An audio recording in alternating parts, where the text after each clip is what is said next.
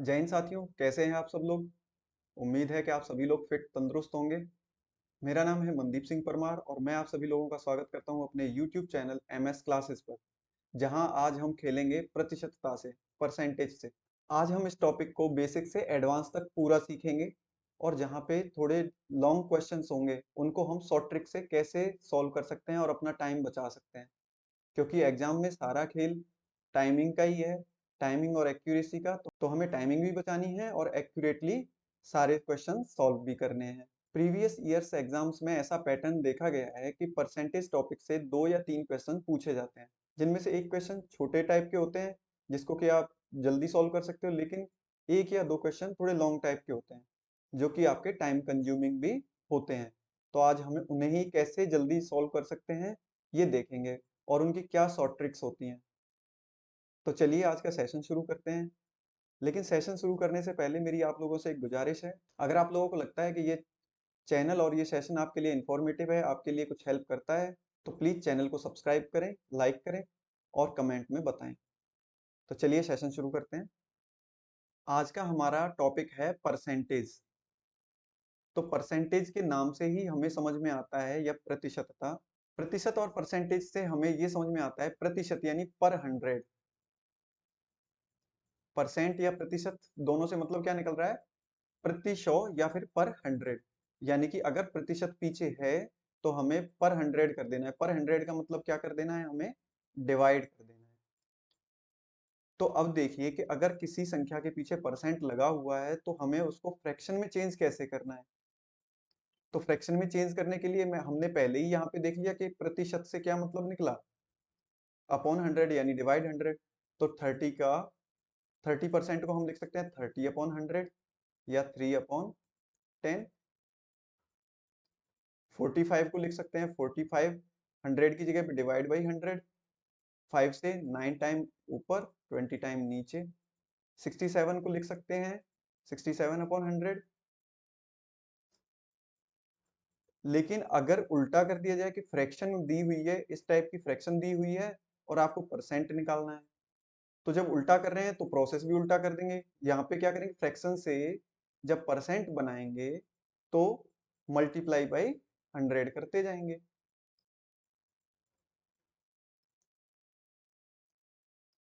इसको मल्टीप्लाई 100 किया तो 50 टाइम 50% निकला। यानी कि अगर किसी संख्या का आधा है तो वो खुद का कितनी परसेंट है, 50%।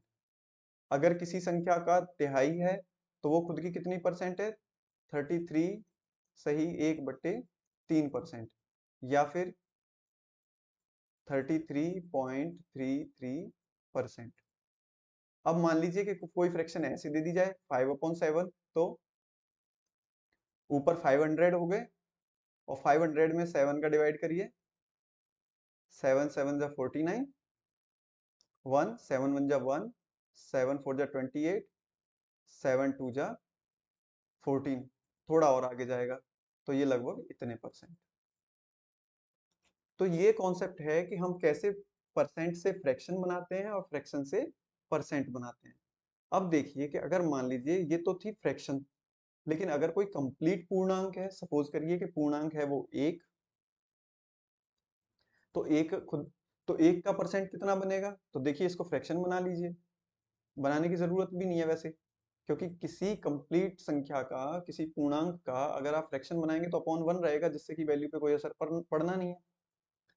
मल्टीप्लाई क्या करना है परसेंट बनाने के लिए, 100। तो 1 जो है वो कितना परसेंट होता है खुद का, 100%। 2, अगर 2 का हमें परसेंट निकालना है तो 2 का परसेंट क्या हो जाएगा, देखिए अपॉन 1 रख के कोई मतलब है नहीं।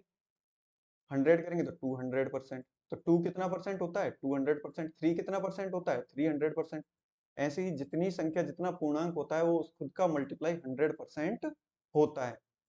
अब देखिए यहाँ पे कॉन्सेप्ट अलग भी है थोड़े।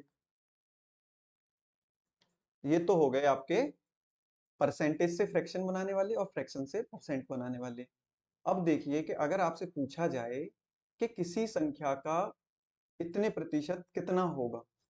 सपोज करिए आपसे पूछा गया 75 का 25%, या फिर इसको लिख दिया जाएगा 25% ऑफ 75।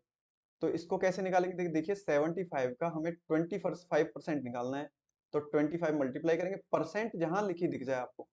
आपको इतना मेथड भी याद नहीं रखना कि यार परसेंट से फ्रैक्शन बनाते थे तो मल्टीप्लाई करते थे या भाग देते थे, कुछ नहीं करना। अगर आपको परसेंट दिखती है तो उसका मतलब है अपॉन 100। अगर इसको मल्टीप्लाई करेंगे, सॉल्व करेंगे, तो देखिए 4 टाइम 4 का डिवाइड अगर 75 में देंगे तो ये आंसर हुआ। अब देखिए इसमें कैसे क्वेश्चन आगे बढ़ेंगे। आपसे सपोज करिए पूछ लिया गया कि 25% ऑफ 300, तो इसको कैसे सॉल्व करेंगे? देखिए 300 जो है, कोई भी संख्या खुद का वो संख्या हमेशा 100% होती है। वो भी कैसे होती है वो भी चलिए आगे डिस्कस करेंगे, लेकिन पहले यहाँ देखते हैं। 300 मल्टीप्लाई, अगर ऑफ है तो मल्टीप्लाई, का है तो मल्टीप्लाई 25%। देखिए कॉन्सेप्ट आपको ये भी याद रखने की जरूरत नहीं है कि परसेंट से फ्रैक्शन बनाते हैं तो भाग देते हैं, फ्रैक्शन से परसेंट बनाते हैं तो मल्टीप्लाई करते हैं। आप बस ये याद रखिए कि अगर परसेंट दिया हुआ है तो आपको डिवाइड 100 करना है। अगर परसेंट दिख गया आपको, साइन परसेंट दिख गया या प्रतिशत लिखा हुआ दिख गया, तो आपको डिवाइड 100 करना है। तो डिवाइड 100 कर दिया, 100 से ये 3 टाइम, और 3 एंड 25 75। तो 25% ऑफ 300 विल बी द 75। 300 का 25% 75 होगा। ये तो था इजी कैलकुलेशन में, लेकिन अगर इसी को थोड़ा पेचीदा करके दे दिया जाता। अगर सपोज करिए आपसे 28 का 7% पूछ लिया जाता। अब देखिए, अगर आप 7 का की जगह मल्टीप्लाई लगाएंगे, 7 के नीचे 100 लिखेंगे, फिर इनको मल्टीप्लाई करेंगे, फिर 100 का डिवाइड देंगे, तो इससे क्या है, आपका कैलकुलेशन का टाइम बढ़ जाएगा। तो आपको क्या करना है, जब किसी संख्या का परसेंट निकालना होता है, परसेंट है तो सीधी सी बात है डिवाइड करना है 100 का। तो आपको कुछ नहीं करना है, आपको सिंपली दोनों संख्याओं का आपस में मल्टीप्लाई कर देना है, जिसका परसेंट आपको निकालना है। तो निकालिए, 7 8 जा 7 का मल्टीप्लाई 8 में करी किया तो 56, 7 2 जा 14 एंड 5 कैरी 19। अब देखिए आपको इसमें 100 का डिवाइड भी देना था, तो उसकी जगह पे हम शॉर्ट में क्या कर देंगे, आप पीछे से 2 डिजिट गिनिए, 1 2 और पॉइंट रख दीजिए, तो 1.96 विल बी द आंसर। चलिए एक और लेके देखते हैं। 37 का 9%, तो देखिए सीधा मल्टीप्लाई करिए, 9 7 जा 63, 9 3 जा 27 एंड 6 33, पीछे से 2 डिजिट गिनिए, 1 2, तो 3.3, ये आंसर हो गया। तो ये इसकी शॉर्ट ट्रिक है, आप दोनों को मल्टीप्लाई करिए जब किसी का परसेंट निकालना है, और पीछे से 2 डिजिट गिन के पॉइंट लगा दीजिए। लेकिन यहाँ पे उल्टा हो जाएगा, जब फ्रैक्शन निकालनी हो या कोई कंप्लीट नंबर निकालना हो। यहाँ पे अगर आपसे पूछ लिया जाए कि कोई एक नंबर है, एक्स वाई जेड एनीथिंग, कुछ भी नंबर है, उसका 35% 105 है, आपसे कंप्लीट नंबर पूछा है, 105 है, तो ये संख्या कौन सी होगी? अब देखिए यहाँ पे जो हमने अभी सॉल्व किया, 28 का 7%, 300 का 25%, ये उल्टा हो गया कि भाई वो संख्या कौन सी है जिसका, वो संख्या कौन सी है जिसका 35% 105 है। तो आपको ऐसी संख्या में क्या करना है, इसका उल्टा कर देना है। जो ये संख्या है इसमें इसका डिवाइड कर देना है, 105 में 35 का डिवाइड कर देना है और 100 से मल्टीप्लाई कर देना है। लेकिन ये चीज आई कहाँ से, देखिए तो याद नहीं रहेगा, इसलिए समझिए। सपोज करिए यहाँ पे था x का 35%, तो का की जगह पे multiply 35 upon 100 is equal to 105। तो 100 इधर गए तो मल्टीप्लाई में हो गए, और 35 इधर गए तो डिवाइड में हो गए, जो कि हमने यहाँ पे लिख रखा है। इसको सॉल्व कर दीजिए, 35 से 105 3 टाइम, तो 300, वो नंबर कौन सा है, 300। अगर हम 300 का 35% निकालेंगे तो हमें 105 मिलेगा। तो ये दो तरीके के कॉन्सेप्ट थे। तो ये आपका एक कॉन्सेप्ट था जिसमें दो तरीके के सवाल बनते हैं। तो देखिए आगे देखते हैं इस पे कौन कौन से एग्जाम्पल हैं।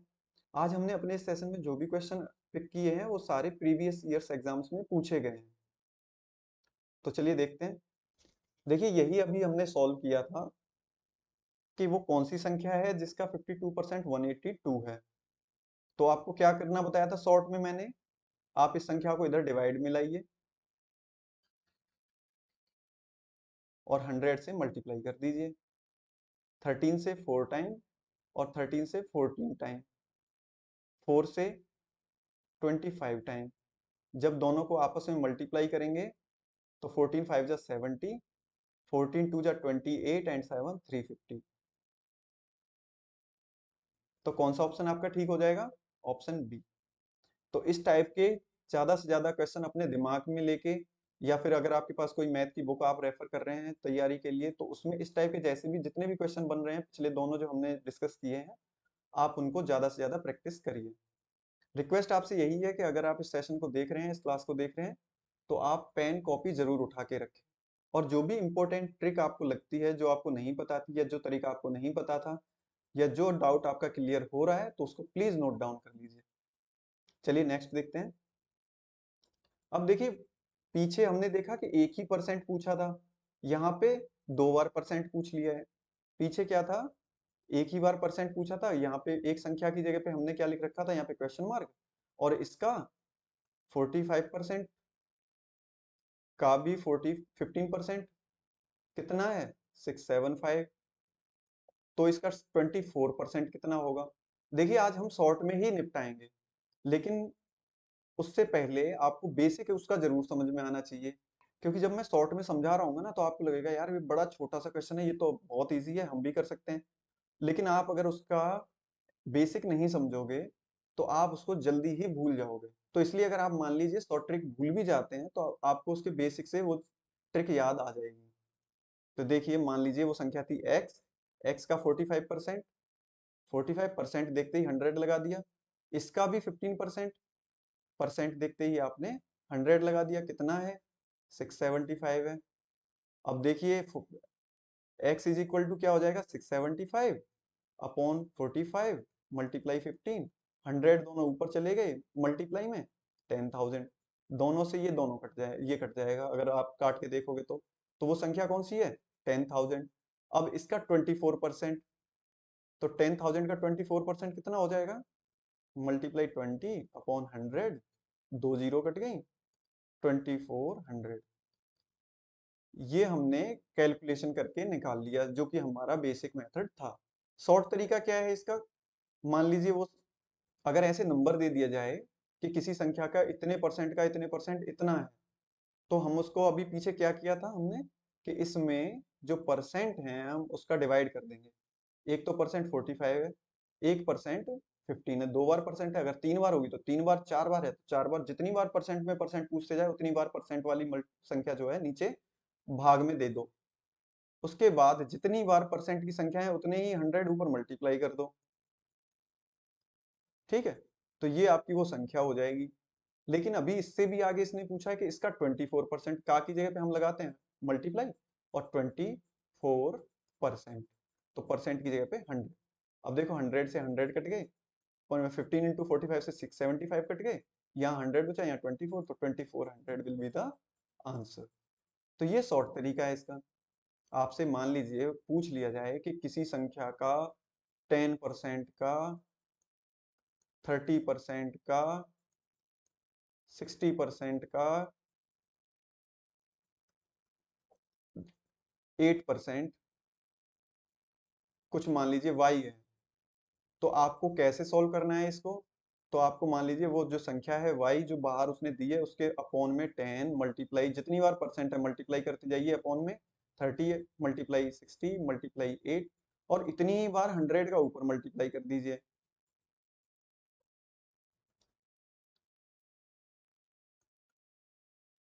वो संख्या आपकी निकल आएगी। अगर इसमें भी एडवांस कर दे जैसे इसमें किया है कि इस संख्या का भी 24%, मान लीजिए इस संख्या का भी 25%, बताओ कितना होगा? तो इस संख्या का 25% होगा मल्टीप्लाई 25%, 5% की जगह पे क्या लिख देंगे? 100। सॉल्व हो जाएगा। तो आई होप कि इस टाइप के कॉन्सेप्ट आपके क्लियर हो गए हों। चलिए नेक्स्ट क्वेश्चन देखते हैं। ये दो शॉर्ट ट्रिक आपको याद रखनी है, दो देखिए इस पे किस तरह के सवाल बन जाते हैं अगर दो लोगों की सैलरी का कंपैरिजन किया जाए। जैसे कि मोहन और राम की सैलरी एग्जांपल के लिए ले लिया कि मोहन है और एक राम है। मोहन और राम की सैलरी में मोहन की सैलरी राम की सैलरी से 20% ज्यादा है। जब मोहन की सैलरी ज्यादा है तो राम की सैलरी ऑब्वियसली कम होगी, तो राम की सैलरी मोहन की सैलरी से कितने प्रतिशत कम है। तो हम पहले वाला फॉर्मूला लगा देंगे, ये वाली शॉर्ट ट्रिक लिख देंगे, जहाँ पे आर जो है जो 20% और जो 25% की हम बात कर रहे हैं वो आर जो कि कम और ज्यादा है।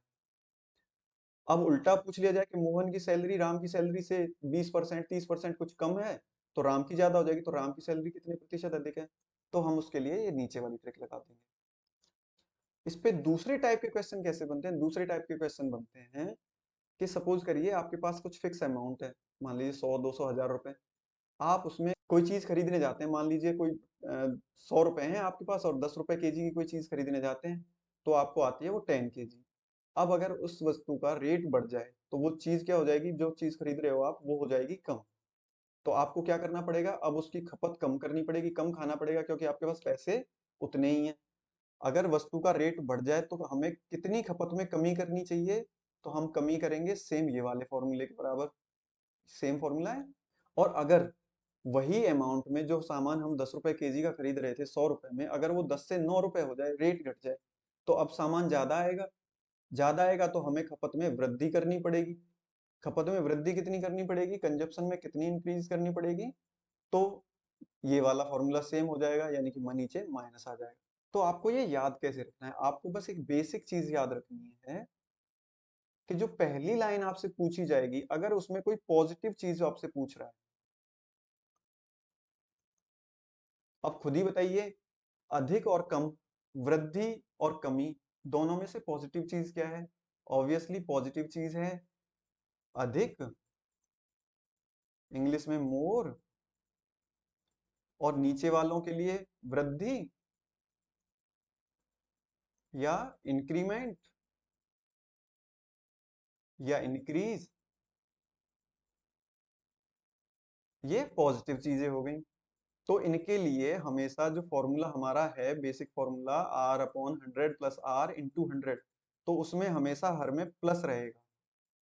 हर में क्या रहेगा, प्लस। और अगर पहली ही लाइन में आपसे, फर्स्ट लाइन में ही, जैसे ऊपर पूछा था, अगर फर्स्ट लाइन में ही आपसे कमी नेगेटिव चीज पूछ ली जाए,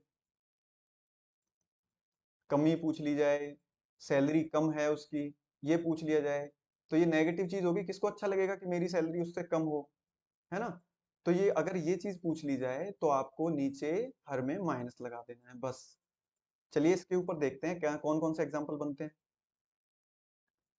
यदि ए की आय बी की आय से 25% कम है, if A's income is 25% less than that of B, तो बी की आय ए से कितने प्रतिशत अधिक है, then by what percent B's income is more than that of A. तो इसमें देखिए पहली मैंने बोला था कि आप पहली लाइन पढ़िए बस, ए की आय बी की आय से 25% कम है, नेगेटिव चीज है। तो आपका फॉर्मूला हो जाएगा, ये फॉर्मूला आपको दिमाग में याद रखना है, यहाँ पे मैं सिर्फ समझाने के लिए लिख रहा हूँ, लेकिन आपको एग्जाम में सिर्फ दिमाग में याद रखना है और डायरेक्ट वैल्यू रख देनी है।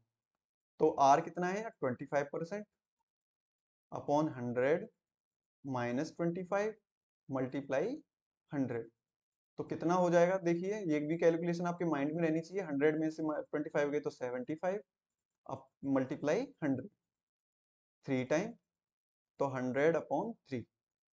चलिए यहाँ पे एक फ्रैक्शन का कॉन्सेप्ट भी मेरे माइंड में आ रहा था, मैं वो भी आपका क्लियर कर दे रहा हूँ। क्या ये कंप्लीट फ्रैक्शन है। अच्छा फ्रैक्शन और डिवाइड में, अच्छा फ्रैक्शन और डिवीजन में क्या डिफरेंस होता है, कोई बताएगा।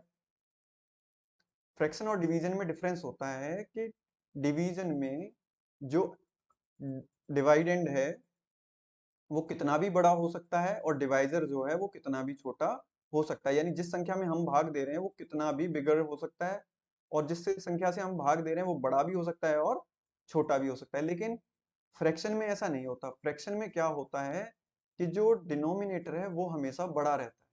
अगर डिनोमिनेटर बड़ा नहीं रह पा रहा है, न्यूमेरेटर बड़ा है, तो हम उसको मिक्स्ड फ्रैक्शन में लिख देते हैं। तो देखिए इसको मिक्स्ड फ्रैक्शन में कैसे लिखेंगे, मिश्रित भिन्न में कैसे लिखेंगे, 3 से 100 में डिवाइड करिए, 33 टाइम कंप्लीटली जाएगा, एक शेषफल बचेगा, और 3 तो हम नीचे था ही शुरू से, तो 33/1/3। परसेंट, ये आपका आंसर है। तो जो बी की सैलरी है वो ए की सैलरी से कितनी ज्यादा है? 33 सही 1/3%। तो कौन सा ऑप्शन सही हो गया? सी। अब आप इसको उल्टा करके भी देख लीजिए, अगर कम की जगह अधिक है तो यहाँ पे कितनी कम होगी? अधिक होगी, तो आपको नीचे प्लस करना पड़ेगा। तो कॉन्सेप्ट क्लियर हुआ होगा। चलिए नेक्स्ट क्वेश्चन देखते हैं। ये आप खुद करके देखिए। इसमें आपको सीधा सीधा एग्जाम में क्या दिमाग में लाना है? 25% अधिक है तो 20, अधिक है तो 100 में 20 जोड़ दो, 120 मल्टीप्लाई 100, 6 टाइम 100/6। 100/6 को भी 2 से काटिए, 50 टाइम और 3 टाइम 50/3। मिक्स्ड फ्रैक्शन में लिखेंगे तो 16 2/3%। Option B is the right answer. तो ये आपकी स्पीड रहनी चाहिए। तो इस तरह के कॉन्सेप्ट पे इस तरह के सवाल बनेंगे और इस तरह के सवालों को आपको शॉर्ट ट्रिक से इस तरीके से सॉल्व करना है। चलिए अब नेक्स्ट टाइप के क्वेश्चन देखते हैं। इस टाइप के क्वेश्चन में आपको दिया रहेगा कि एक फ्रैक्शन होगी, और फ्रैक्शन क्या होती है यानी भिन्न क्या होती है? अंश बटा हर। एक्स बटे वाई मान लो कोई भी फ्रैक्शन, उसमें क्या होगा? आपके अंश में या तो बढ़ाएगा या घटाएगा, या हर में बढ़ाएगा घटाएगा, या दोनों में बढ़ाएगा या घटाएगा। तो एक जब कोई भी भिन्न होती है, कोई फ्रैक्शन है, उसको ऊपर नीचे कुछ भी चेंज करोगे तो सीधी सी बात है वो तो चेंज हो ही जाएगी, उसका मान चेंज हो जाएगा। फिर आपसे पूछेगा कि बताओ मूल भिन्न कौन सी थी या मेन फ्रैक्शन क्या थी। तो आपको ये कैसे सॉल्व करने चाहिए इसको देख लीजिए। सपोज करिए कि वो फ्रैक्शन है x/y। अब ये बोल रहा है कि उसके अंश में न्यूमेरेटर में 220% इंक्रीज कर दिया। तो अब देखिए जो अंश है ये खुद का 100% पहले से है और 220% इसने और बढ़ा दिया, है ना। नीचे y खुद का 100% पहले से है और 150% उसने और बढ़ा दिया। देखिए कोई भी संख्या खुद का 100% कैसे होती है?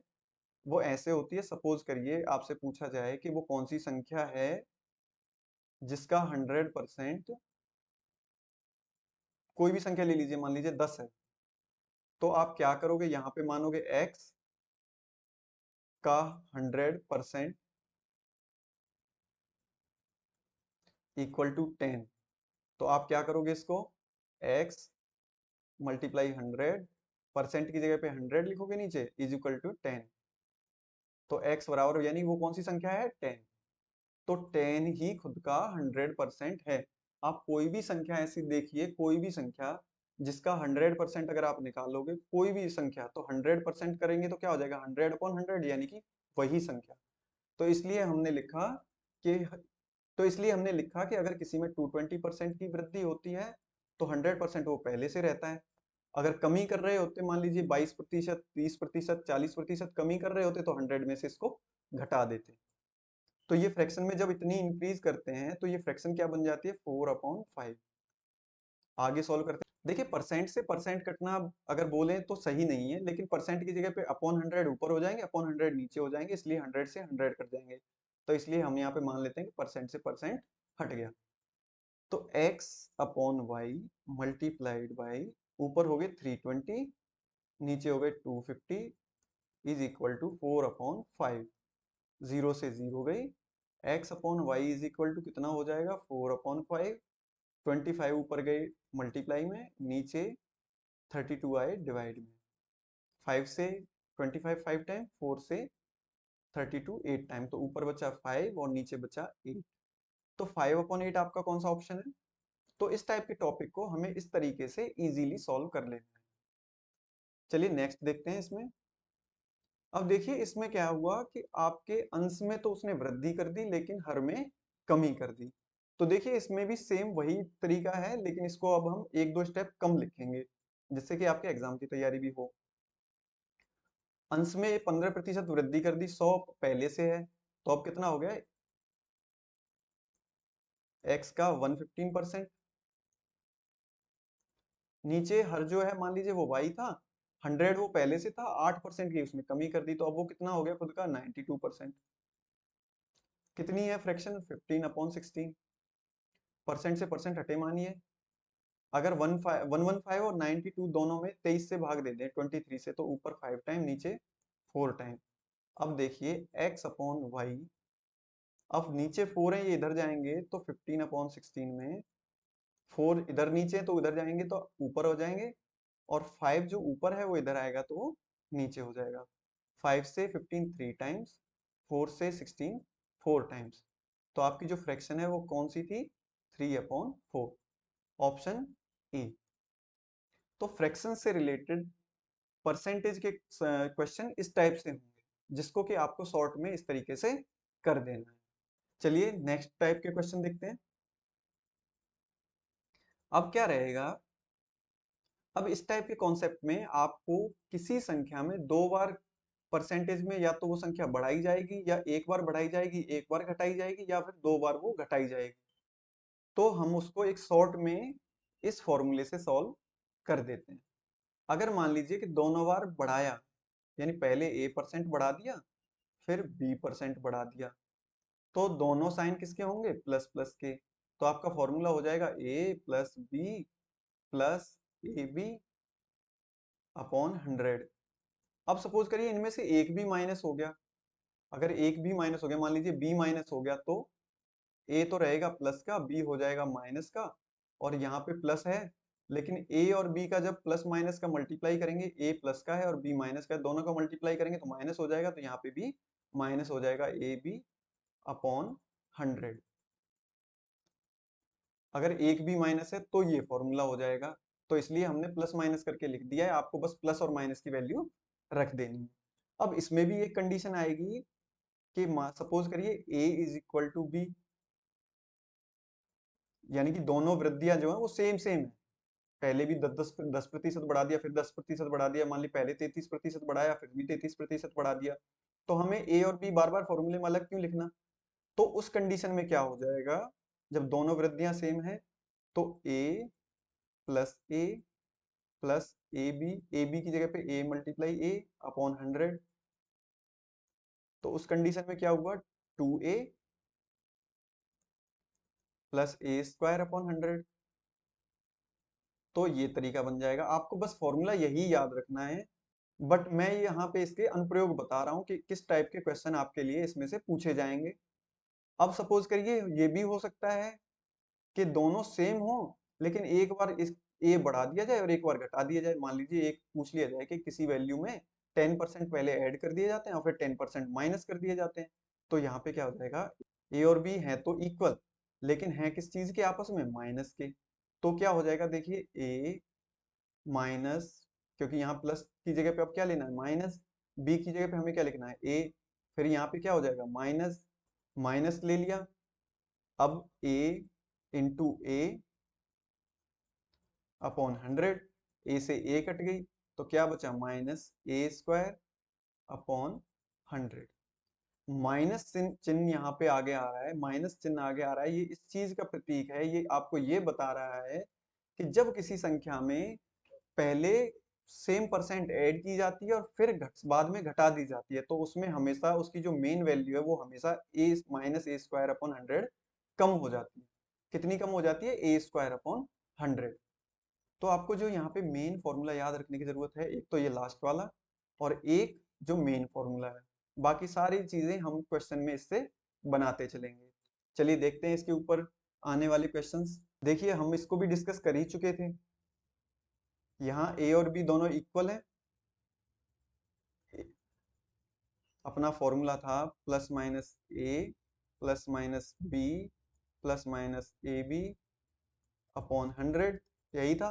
अब देखिए किसी वस्तु की 10% की दो वृद्धियां, जहां वृद्धि होगी आपको प्लस चिन्ह लेना है, जहां कमी होगी वहां आपको माइनस चिन्ह लेना है। तो दोनों बार वृद्धि हुई है, तो ए बी प्लस का हो गया, बी बी प्लस का हो गया। तो देखिए रखिए वैल्यू 10 प्लस 10 प्लस 10, बी की जगह पे भी 10 अपॉन 100।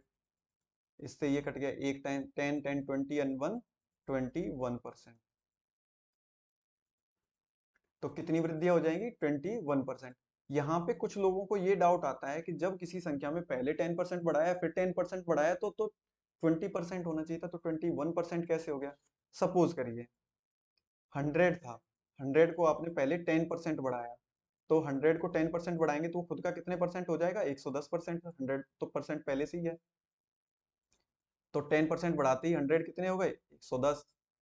अब 110 का फिर से अब दोबारा आपने इसका 10% बढ़ाया, 10% बढ़ाएंगे तो ये संख्या खुद की कितनी परसेंट हो जाएगी? 110%। दो जीरो से दो जीरो 121। तो 100 से अब कितना बढ़ के हो गया? 21। तो डिफरेंस कितने का आया? 21 का। कितने से? 100 से। तो कितने परसेंट बढ़ा? 21%। ये कॉन्सेप्ट है। चलिए नेक्स्ट क्वेश्चन देखते हैं। आप कभी भी किसी भी क्वेश्चन को सॉल्व करते टाइम तब तक संतुष्ट मत होइए, अगर आपके मन में ये लग रहा है कि यार ये गलत आया, तो आप पहले वो तरीका खोजिए कि जिससे आपको संतुष्टि हो जाए कि हाँ मैं जो कर रहा हूँ वो सही है।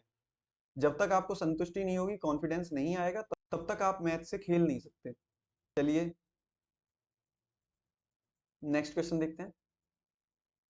देखिए ये क्वेश्चन हम पहले ही डिस्कस कर चुके थे, लेकिन जानबूझ के मैंने इसकी शॉर्ट ट्रिक के बाद इसको नहीं रखा। इसको इसलिए वहां पे नहीं रखा जिससे कि आप इसको भूल ना जाएं और आप इस क्वेश्चन को देखते ही वो शॉर्ट ट्रिक दिमाग में लें। क्योंकि ज्यादातर क्या होता है, जब हम YouTube पे वीडियो देख के मैथ पढ़ रहे होते हैं तो हमें रिसेंटली जो हमने पढ़ा है हमें वही ट्रिक याद रहती है और हम वही अप्लाई करने की कोशिश करते हैं। तो ये नहीं होना चाहिए। आपको मैथ पढ़ रहे हो तो समझ में आना चाहिए। तो देखिए खपत वाले क्वेश्चन में कौन सी ट्रिक लगाई थी हमने, किससे मिलती जुलती?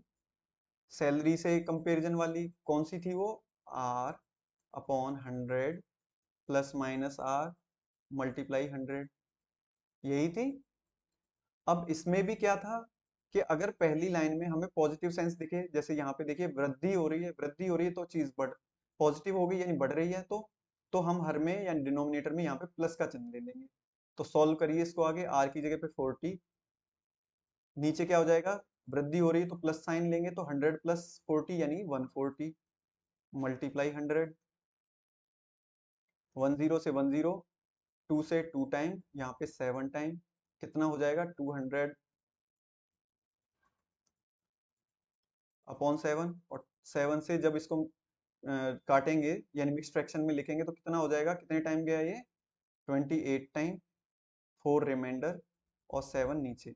28/4/7% विल बी योर आंसर। तो अब मैं ये मान सकता हूं कि आपको ये वाला कॉन्सेप्ट क्लियर हो गया होगा।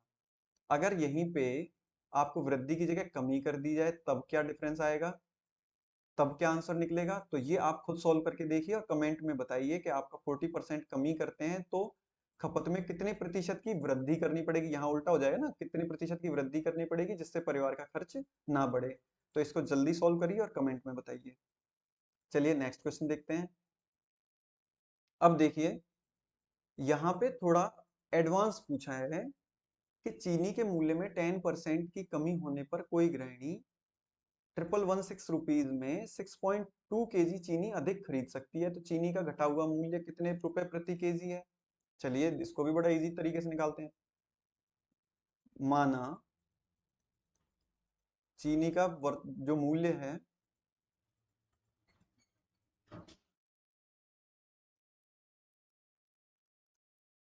ये मैं आपको समझाने के लिए लिख रहा हूँ। आपको एग्जाम में ये माना, चीनी, का, की, के ये नहीं लिखना है।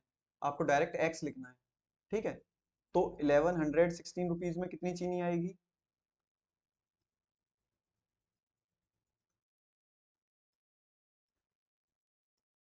कितनी चीनी आएगी? 1116 रुपीज में अगर रेट का मैं भाग दे दूं तो इतने केजी चीनी आएगी। अब उसकी ये शर्त थी पहली, ये तो हमने चलो मान ली, इसमें कितनी चीनी आई? इतनी। अब देखिए इसकी सेकंड शर्त। सेकंड शर्त है इसकी कि चीनी की जो रेट है वो 10% कम हो गई। 10% कम हो गई तो चीनी की मूल्य अब क्या हो जाएगा?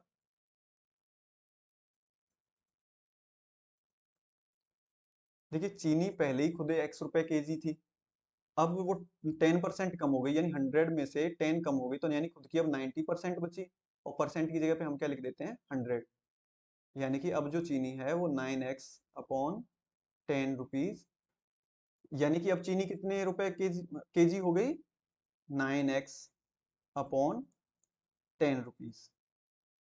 अब चीनी के जो रेट हैं वो 9x/10 रुपीज हो गए। चलिए अब 1116 रुपए में कितनी चीनी आएगी?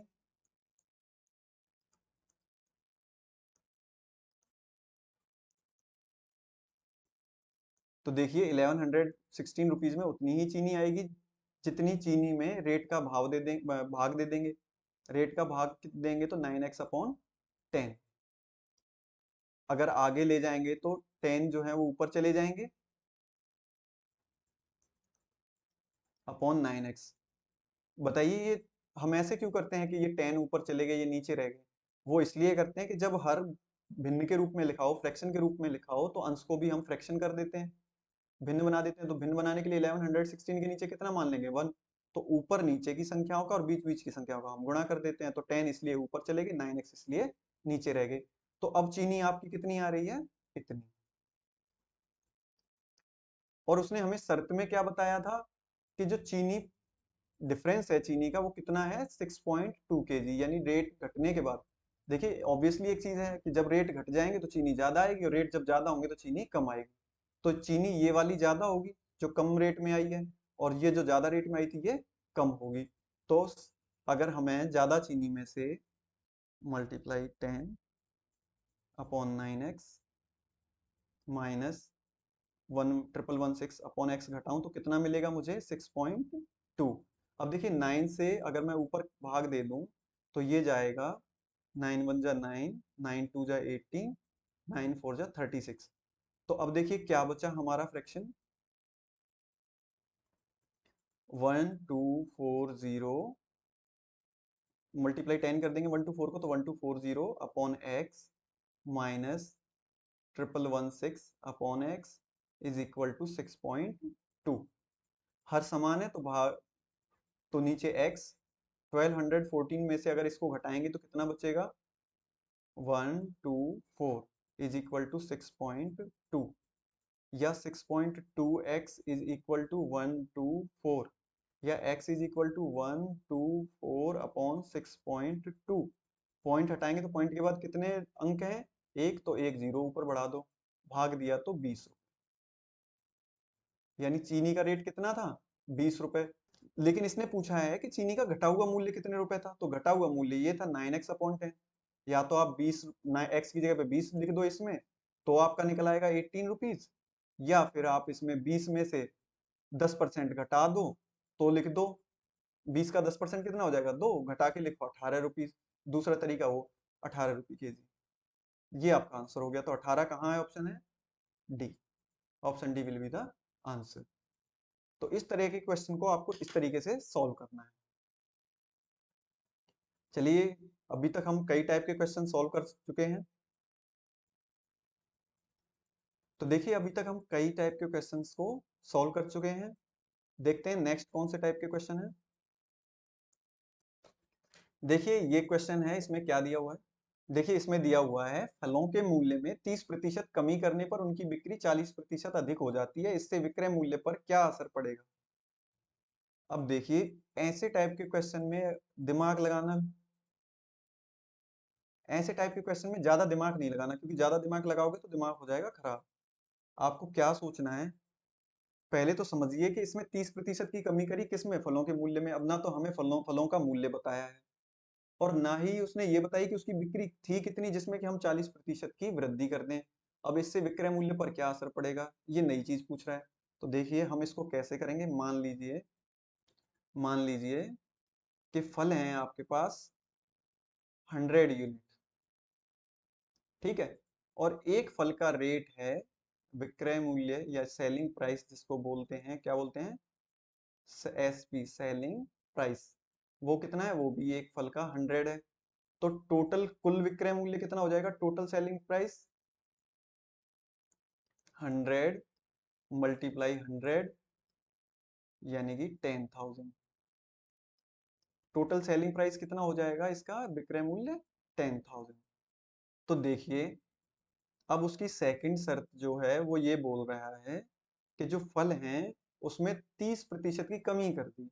तो देखिए उसके पास पहले फल थे 100, अब इसमें कमी कितनी कर दी उसने? 30% की, यानी 100% ये पहले से थे, 30% की कमी कर दी, तो अब ये बचे 70%। तो 100 से 100 कट गए, तो अब आपके पास कितने फल बचे? उसके पास 70। कितने फल बचे? 70 फल। और उसने बोला है कि एसपी यानी विक्रय मूल्य में क्या कर रहा है, वो 40% बढ़ा दे रहा है। जो बेचने की रेट है उसको 40% बढ़ा दे रहा है। तो आप 40% बढ़ाइए, देखिए 100 रुपए में वो पहले बेच रहा है, 40% बढ़ा दिया तो कितना हो जाएगा? 140%, क्योंकि 100% तो ये 100 पहले से ही खुद है, अपॉन 100। तो रेट कितनी होगी उसकी? 140 रुपए। अब कितने का बेचेगा वो टोटल सामान? कुल एसपी कितना हो जाएगा? 70 फ्रूट हैं उसके पास और 140 की रेट से बेच रहा है, तो 9800। देखिए देखने से ही समझ में आया, पहले 10,000 की बेच रहा था, अब 9800 की बेच रहा है। तो क्या हो गई? पहली चीज तो कमी। कमी कितनी हो गई? 10,000 में से 9800 घटेंगे तो 200 बचेंगे, तो 200 रुपीज की कमी हो गई। तो 200 रुपीज की कमी हुई। पहले बेच रहा था वो 10,000 रुपीज के। परसेंट ऐसे ही बनाएंगे, और परसेंट बनाने के लिए फ्रैक्शन से परसेंट बनाते हैं तो क्या करते हैं? मल्टीप्लाई 100 कर देते हैं। तो 2 जीरो से 2 जीरो, 2 जीरो से 2 जीरो, ऊपर क्या बचा? 2। तो 2% क्या हुई थी? कमी। ये आपका आंसर हो जाएगा।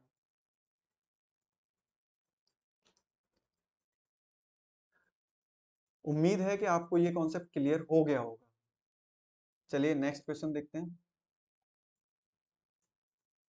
अब देखिए आपको इस टाइप का क्वेश्चन दिया रहेगा, जिसमें कि एक व्यक्ति की मासिक आय दी रहेगी और उसके आय व्यय के बारे में बताया जाएगा। फिर आय और व्यय में बताएगा कि इतनी % की कमी हुई या वृद्धि हुई, तो बताइए टोटल आय में, व्यय में या बचत में कितने प्रतिशत का फर्क पड़ा। तो आपको ऐसे टाइप के क्वेश्चन के साथ कैसे डील करना है वो देखिए। देखिए एक व्यक्ति की मासिक आय 13,500 रुपए थी। मंथली इनकम कितनी थी? 13,500 रुपए। उसका मासिक व्यय कितना था? 9,000 रुपीज। तो उसकी बचत कितनी थी उस मंथ की, यानी कि सेविंग कितनी थी? भाई 13,500 उसने कमाए, 9,000 उसने खर्च कर दिए, तो बचे कितने उसके पास? 4,500। ये बचत थी उसकी। अब देखिए सेकंड शर्त में, अब अगले साल, ये गले लिखा हुआ है, ये अगले, अगले साल उसकी मंथली इनकम में 14% की वृद्धि हो गई, 14%। तो मंथली इनकम कितनी थी? इनकम थी उसकी 13,500। वृद्धि कितनी होगी? 14%। तो 14% बढ़ गए ना, तो 100% में 14% बढ़ गए, तो 114 हो गया अपॉन 100। इसको जब सॉल्व करेंगे, ठीक है, अब उसकी इनकम हो गई इतने रुपए। अब देखिए उसने आगे दिया है कि उसके खर्चे में भी 7% की वृद्धि हुई, यानी एक्सपेंडिचर में भी बढ़ गया। तो अब एक्सपेंडिचर कितना हो जाएगा उसका? तो एक्सपेंडिचर हो जाएगा 9,000 पहले था, 7% बढ़ा दिया तो कितना हो गया? 107%। परसेंट की जगह पे 100, 20। अब मल्टीप्लाई करेंगे 90 को 107 में, तो 9 7 जा 63, 9 1 जा 9, 9,630 रुपीज। ठीक है, ये एक्सपेंडिचर हो गया। अब बचत कितनी हुई सैलरी बढ़ने के बाद?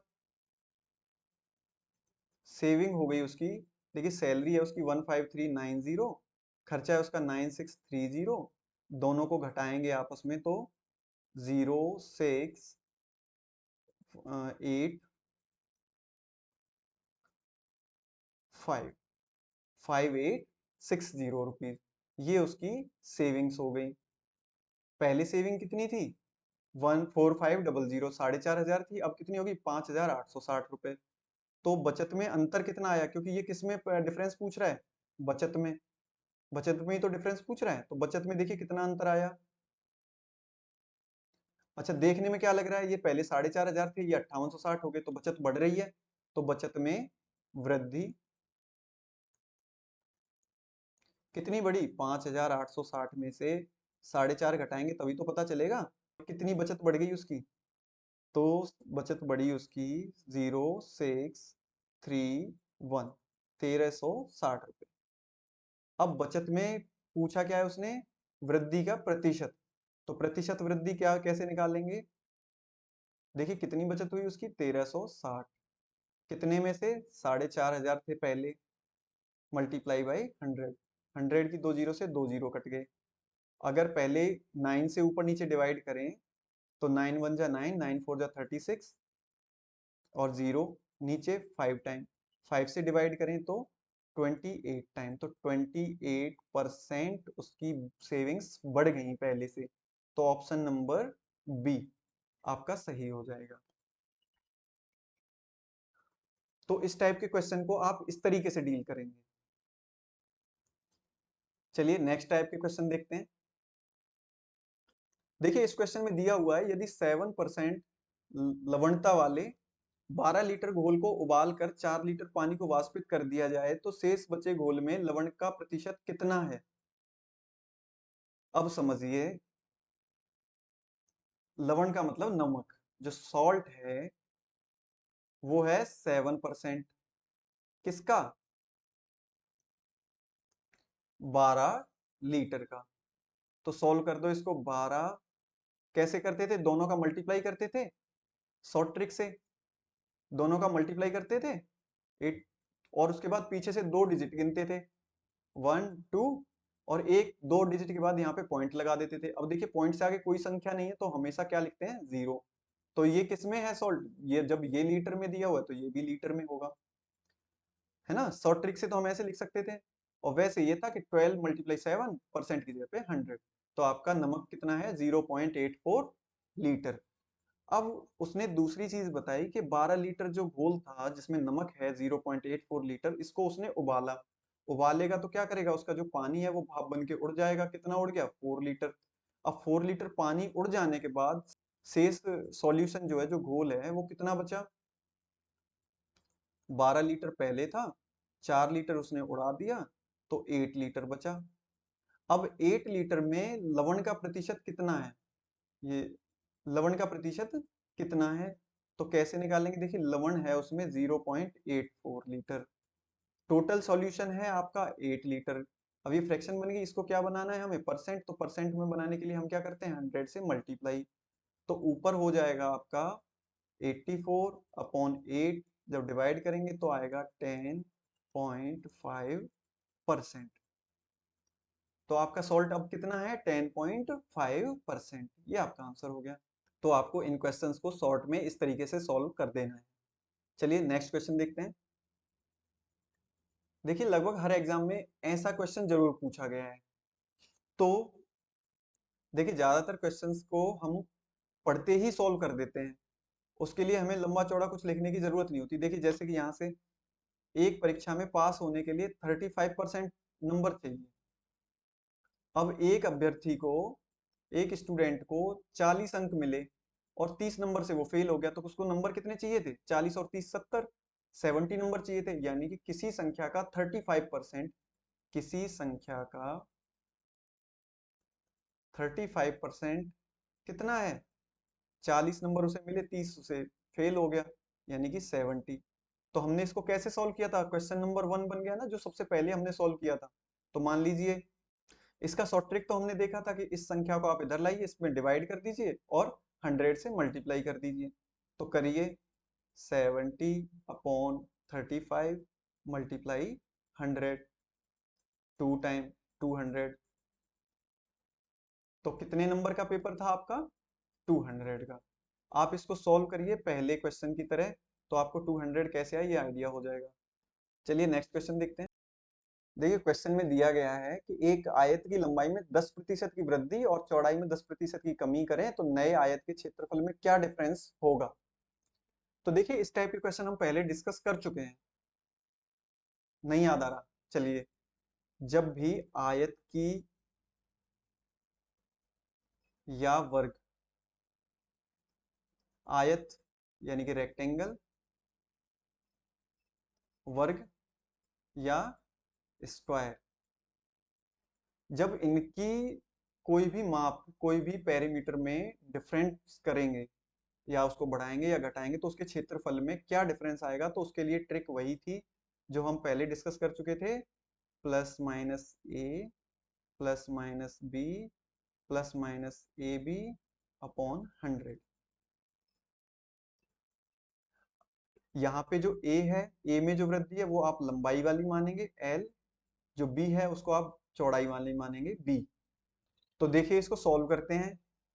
तो आप इसको डायरेक्ट ट्रिक में रख दीजिए, ट्रिक में रखिए डायरेक्ट, तो क्या हो जाएगा।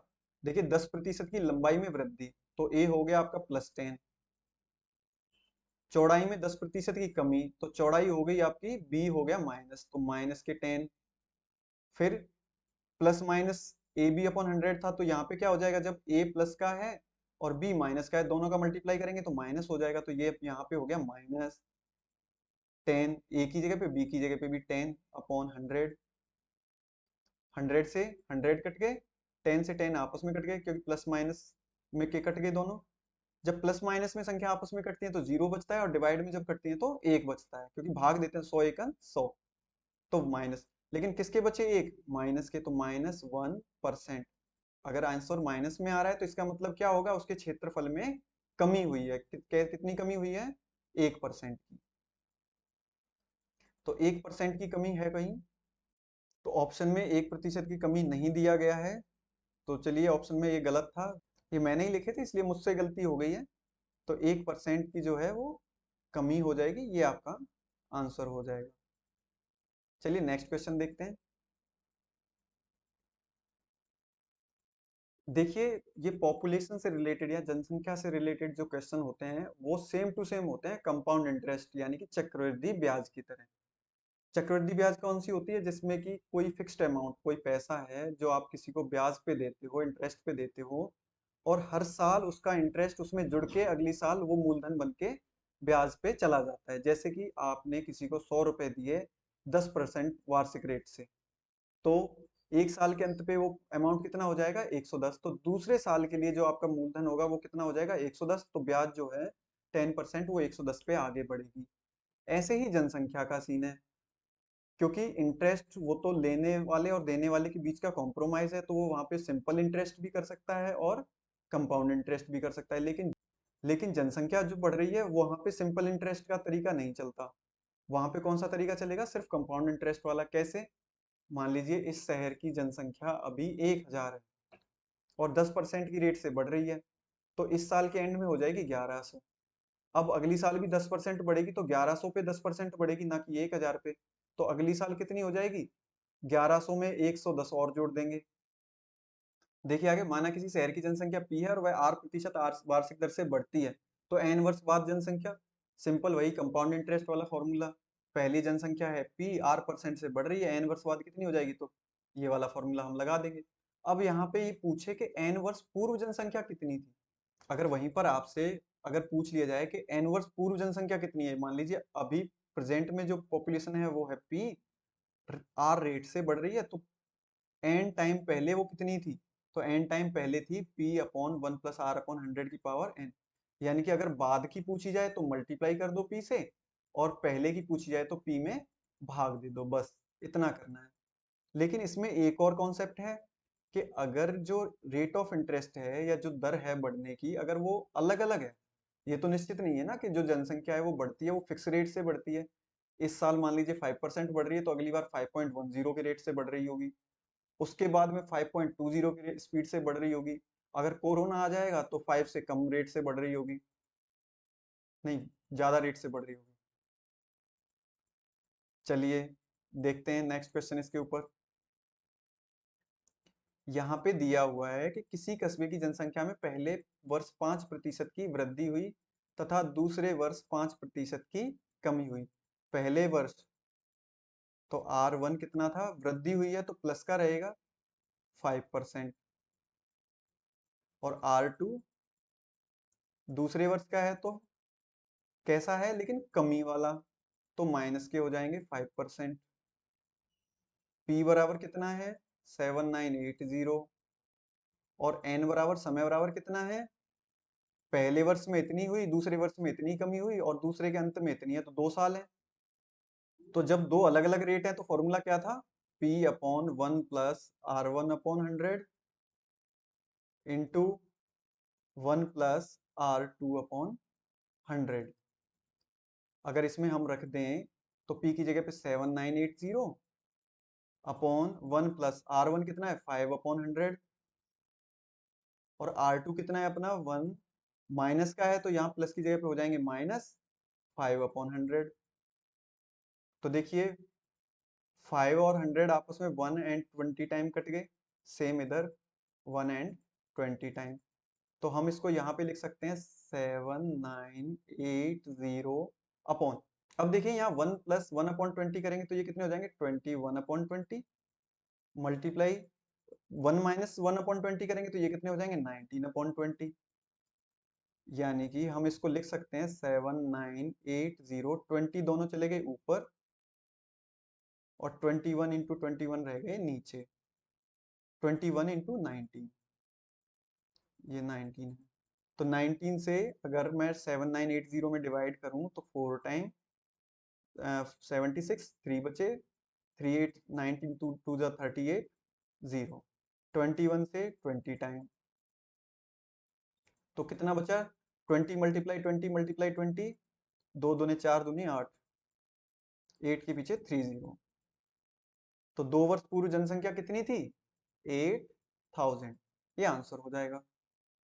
तो आपको क्या करना है, आपको ये डायरेक्ट फॉर्मूले में रखने हैं। अगर पे एग्जाम में ऐसा क्वेश्चन आता है तो आपको ये डायरेक्ट फॉर्मूले में रखने हैं। ये R1 R2 R3 RP ये सब कुछ लिखने की जरूरत नहीं है, बस ये डायरेक्ट ये वाली लाइन आप लेके आ जाओ। उसके बाद इसको सॉल्यूशन यहीं पे आप कर सकते थे, यहीं पे डायरेक्ट 1920 काटिए, बस 2 लाइन से ज्यादा सॉल्व करने में आपको नहीं लगाना है। तो यहाँ पे आपको समय भी बचाना है क्योंकि लंबा क्वेश्चन है। तो इस टाइप के क्वेश्चन से इस टाइप के ही सवाल पूछे जाएंगे। अब चलते हैं नेक्स्ट और लास्ट कॉन्सेप्ट पे। अब देखिए ये है मशीनों के अवमूल्यन या डिप्रिसिएशन पर आधारित। अब सपोज बताइए कि जब कोई हम एक मशीन खरीदते हैं तो मशीन की जो रेट है वो घटती है या बढ़ती है। मशीन क्या होती है, जैसा कि 3 इडियट में बताया था कि कोई भी चीज जो मनुष्य का काम आसान करे, पेन, बाइक, ये सारी मशीनें ही हैं। अगर आपने आज एक बाइक खरीदी तो 2 साल बाद उसकी रेट बढ़ेगी या घटेगी, ऑब्वियसली घटेगी। तो घटेगी, तो घटने के लिए हम सेम वही फॉर्मूला लगाएंगे जो अभी हमने लगाया था, बस डिफरेंस ये रहेगा कि आर की जगह पे माइनस के आर हो जाएंगे बस। तो एन वर्ष बाद मशीन का मूल्य P into 1 minus R upon 100 की पावर n, और एन वर्ष पूर्व मशीन का मूल्य P upon 1 minus R upon 100 की पावर n। यहाँ पे पहले प्लस था अब माइनस है, बस क्योंकि जो रेट है वो घटने वाली है तो कमी वाली रेट है, तो इसलिए आर की जगह पे क्या लेना है हमें माइनस, तो यहाँ भी पावर n। चलिए इसके ऊपर कैसे क्वेश्चन बनते हैं वो देख लेते हैं। किसी संपत्ति का मूल्य प्रति वर्ष उसके प्रारंभिक वर्ष की तुलना में 10% कम हो जाता है। रेट ऑफ डेप्रिसिएशन क्या है यहाँ पे -10%। यहाँ लिखने की जरूरत भी नहीं है, 10% लिखो क्योंकि माइनस तो आप फॉर्मूले में डायरेक्ट डाल दो। वर्तमान मूल्य कितना है P बराबर 81,000 और n बराबर कितना है 2 वर्ष। फॉर्मूला क्या था n वर्ष पूर्व,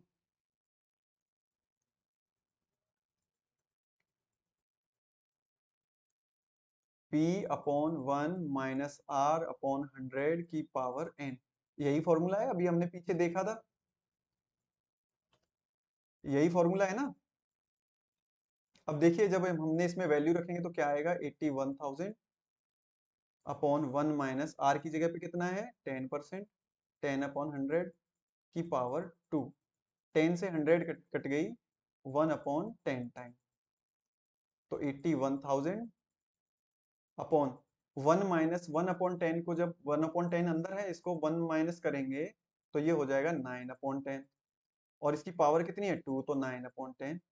एक और बार और आगे ले जाएंगे तो 81,000 और ये 10 मल्टीप्लाई 10 यानी 100, ये दोनों चले गए ऊपर और नीचे कितना था 9 9 जा 81, 81 से 81 1000 टाइम, 1000 और 100 को जब मल्टीप्लाई करेंगे तो कितना निकलेगा 1 लाख। तो पहले जो मशीन थी वो उसने खरीदी थी 1 लाख रुपीज में, तो ऑप्शन सी आपका आंसर हो जाएगा। तो ये थे आपके परसेंटेज में पूछे जाने वाले कॉन्सेप्ट। परसेंटेज के ऊपर जो भी क्वेश्चन बनते हैं वो इससे बाहर नहीं आते। तो हमने जितने भी टाइप के क्वेश्चन उनके ऊपर बनते हैं, लगभग 13 टाइप के क्वेश्चन हमने आज बनाए हैं।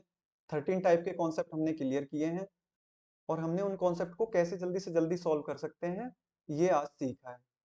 उम्मीद करता हूँ कि ये वीडियो आपके लिए बहुत ज़्यादा हेल्पफुल रहेगी और आप अपने आने वाले एग्जाम्स में बहुत अच्छा करेंगे। चलिए बहुत जल्दी मिलेंगे नेक्स्ट वीडियो में कुछ अच्छे फ्रेश क्वेश्चंस के साथ, कुछ अच्छे टॉपिक्स के साथ। मैं बीच-बीच में कुछ शॉर्ट ट्रिक्स की शॉर्ट्स वीडियो भी अपने चैनल पे अपलोड करता रहता हूँ, तो आप चैनल को सब्सक्राइब कर लें जिससे कि आप भी वो शॉर्ट ट्रिक्स वगैरह देख पाएँ। चलिए साथ में बने रहने के लिए धन्यवाद। मिलते हैं नेक्स्ट वीडियो में। Thank you so much.